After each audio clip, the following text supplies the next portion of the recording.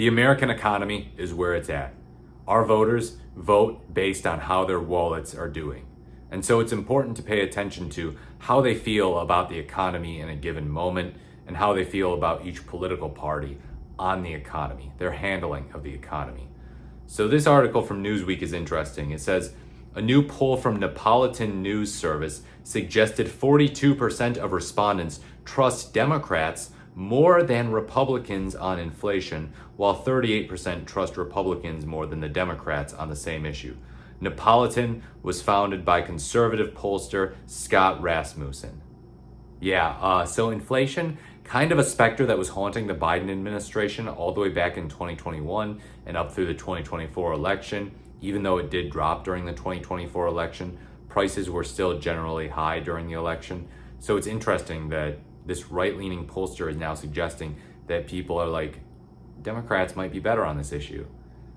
On the economy in general, 41% trust Republicans more, while 40% trust the Democrats. While the margins are tight, previously Republicans had double-digit advantages on both, the poll said. The survey, conducted by Scott Rasmussen and RMG Research, involved 1,000 registered voters between April 9th and 10th. It has a margin of error of plus minus 3.1%. An earlier Neapolitan poll, conducted by the same pollsters on February 27 and 28, suggested Republicans led Democrats 43 to 33% on the economy. The poll had a margin of error of plus minus 3.1. The new poll comes as Trump's tariff policy has sparked global economic uncertainty, while the president has urged the Federal Reserve to lower interest rates, a mechanism that could potentially push inflation up. Trump thinks the Federal should cut interest rates more quickly than it is to help fuel economic growth. Last Wednesday, Trump said he was pausing his reciprocal tariffs on global trading partners announced on April 2nd. The pause will last 90 days, during which a sweeping set of 10% tariffs remain in place. The pause did not include China, which the White House says faces tariffs of up to 245%. The poll also found that 84% said the economy was very important, while 12% said it was somewhat important, 73% said inflation was very important, while 22% said it was somewhat important. Confidence in Trump's handling of the economy has fluctuated. A recent poll found young people are supporting the Republican Party in greater numbers, while a recent YouGov poll for CBS News found more people now disapprove of Trump's handling of the economy than those who approve.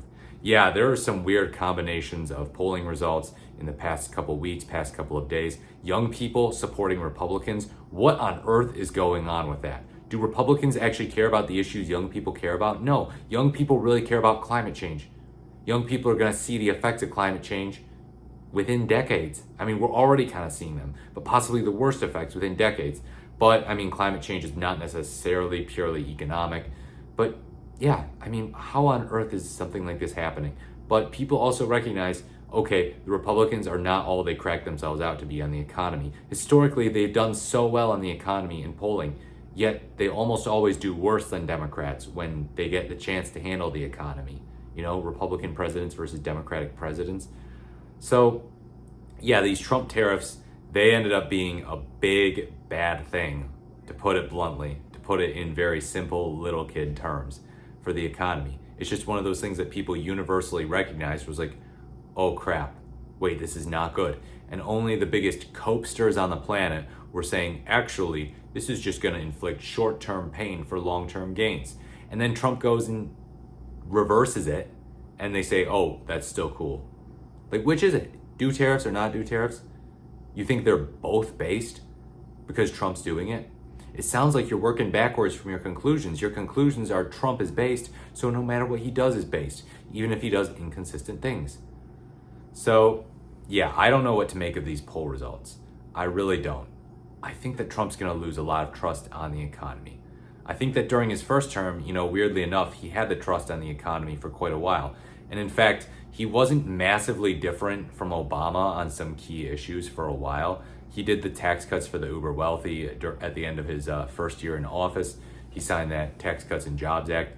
But he wasn't doing massive tariffs. He wasn't dramatically shaking things up necessarily. He tried to put forward a really stupid healthcare bill, but it failed, Trump Care as it was called. But now it's like, he's like, yeah, no, I'm actually gonna go total opposite of Biden, just gonna go in the opposite direction, gonna gut the administrative state, which is gonna harm the economy, make no mistake. Gonna do massive tariffs, irresponsible tariffs, unlike the responsible tariffs which Biden did that obviously did not cause the stock markets to crash, and nobody even knows about them, because they were responsible. Responsible presidents usually don't make the news. They're usually just boring.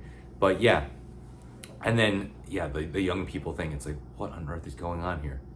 Are people just gambling with their futures? People took a gamble electing Trump, that's for sure.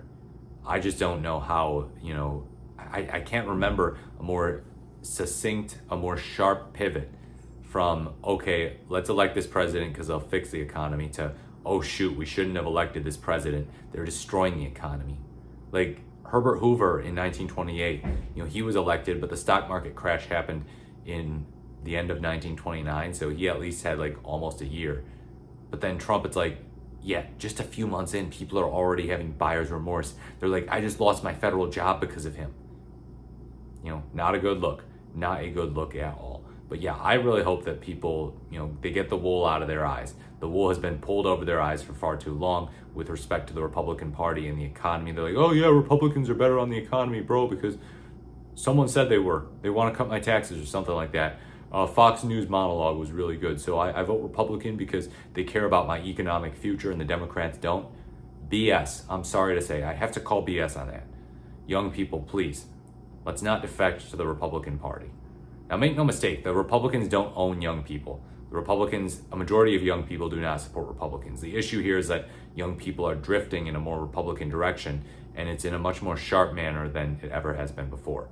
And it's insane, because the Republican Party is in the most far-right position that it has ever been in modern history, at least.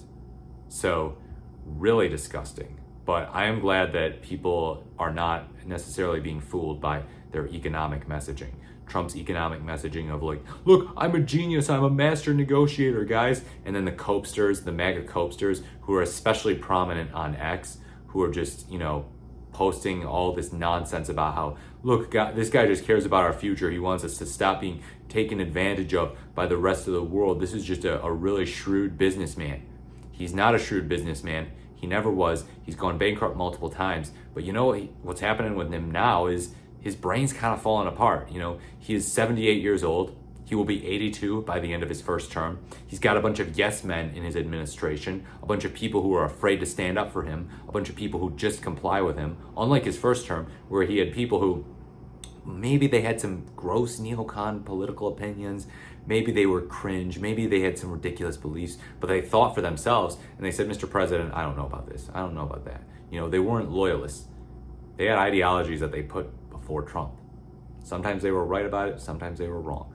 But now this guy gets to do whatever he wants. And it does seem like he is kind of running the show, even though his brain is falling apart. These tariffs are irrational. His behavior is irrational. His policies are irrational. Let me know what you think in the comments below. Like, comment, or subscribe to the channel. Thank you so much for watching. This has been the Morris the Merrier, and I look forward to speaking to you in my next video.